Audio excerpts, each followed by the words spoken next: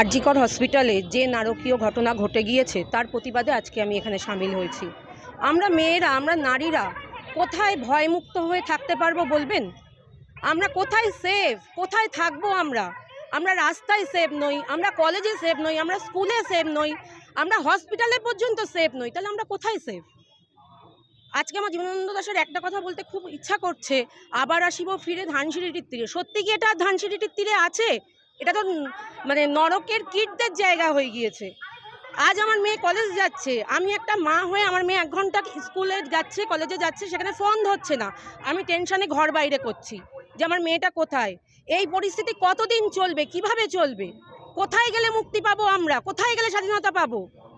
আমাদেরকে রাস্তা দেখান, আপনারা প্লিজ আমাদেরকে রাস্তা দেখান।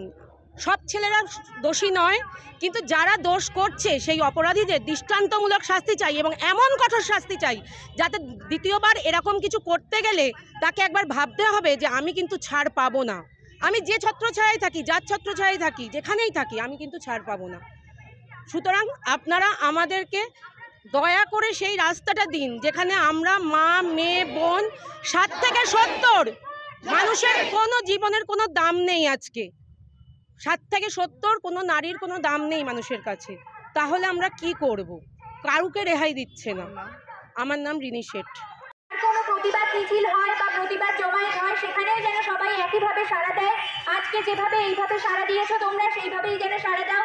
যাদের উপরে অন্যায় হচ্ছে বা হয়েছে, প্রতিনিয়ত হয়ে চলছে, এটা সম্মুখে এসেছে, যেগুলো সম্মুখে আসে না সেগুলোও তো হয়, সেগুলোর বিরুদ্ধেও আমাদের যাকে নিয়ে আজকে এত আয়োজন, যার সাথে ঘটে যাওয়া নৃশংস ঘটনার পরে হয়তো আমি কখনো এতটা